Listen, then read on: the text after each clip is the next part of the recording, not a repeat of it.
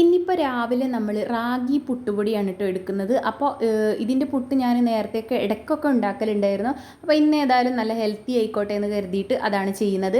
അപ്പോൾ ഇൻസ്ട്രക്ഷൻസൊക്കെ അതിൻ്റെ ബാക്കിൽ കൊടുത്തിട്ടുണ്ട്. അപ്പോൾ അതനുസരിച്ചിട്ട് ഞാൻ ഒന്ന് നനച്ചിടുക. നമ്മൾ നോർമൽ വാട്ടറിൽ പാകത്തിന് ഉപ്പ് കലക്കിയ വെള്ളം കുടഞ്ഞിട്ട് ഒന്ന് സാധാ പോലെ നനച്ചെടുക്കുകയാണ്. പുട്ട് സാധാ നനച്ചെടുക്കുന്നതിനേക്കാളും കുറച്ചധികം വെള്ളം വേണമെന്ന് മാത്രം. അപ്പോൾ അതൊക്കെ ഒന്ന് നനച്ച് റെഡിയാക്കാൻ വേണ്ടിയിട്ട് ഞാൻ കുറച്ചേ എടുക്കുന്നുള്ളൂ. കാരണം അത്ര ചിലവാകുമോ എന്നറിയില്ല. കാരണം കുറേ മുമ്പാണ് ഉണ്ടാക്കിയത്.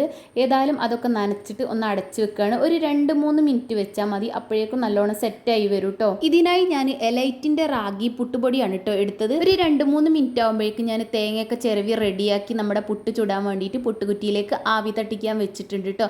അപ്പോൾ പെട്ടെന്ന് തന്നെ ആവി വന്നിട്ടുണ്ട്. റാഗിൻ്റെത് പെട്ടെന്ന് തന്നെ ആവി വരും കേട്ടോ.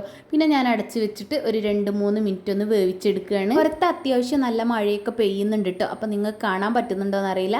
അപ്പോൾ ഏതായാലും നമ്മുടെ പുട്ട് റെഡി ആയിട്ടുണ്ട്. അടിപൊളിയാണ് കേട്ടോ. അത് പഴത്തിൻ്റെ കൂടെ കൂട്ടി കഴിക്കാനാണ് നല്ല ടേസ്റ്റ് ഉണ്ടാവുക.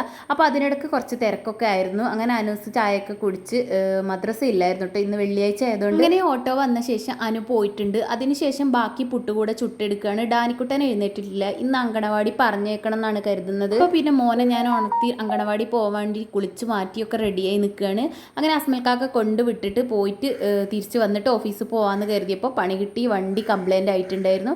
അങ്ങനെ പിന്നെ പോവാൻ പറ്റിയില്ല. അനിക്കുട്ടന് കുറേ ദിവസം പോവാത്തതുകൊണ്ട് ഒരു മടിയൊക്കെ ഉണ്ടായിരുന്നു, ചെറിയൊരു കരച്ചിലൊക്കെ ഉണ്ടായിരുന്നു. പിന്നെ അവിടെ എത്തിയപ്പോൾ ശരിയായി എന്ന് പറഞ്ഞു.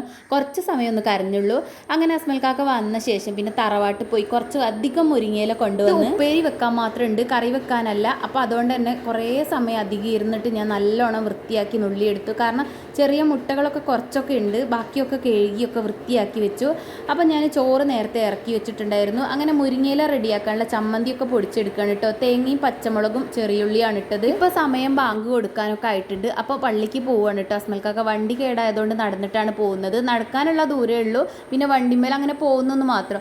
അപ്പോൾ നമ്മൾ പെട്ടെന്ന് തന്നെ മുരിങ്ങയിലൊക്കെ ചമ്മന്തി പൊടിച്ചിട്ടൊക്കെ റെഡിയാക്കി പെട്ടെന്ന് ഒരു തക്കാളിക്കറി ഉണ്ടാക്കി. പിന്നെ കുറച്ച് എഗ്ഗും പൊരിക്കാന്ന് കരുതി. അങ്ങനെ പിന്നെ പള്ളിയിൽ നിന്ന് വരുന്ന സമയമാകുമ്പോഴേക്കും അതെല്ലാം റെഡി ആയിട്ടുണ്ട് കേട്ടോ. അപ്പോൾ വന്ന ശേഷമാണ് എഗ്ഗ് പൊരിച്ചത്.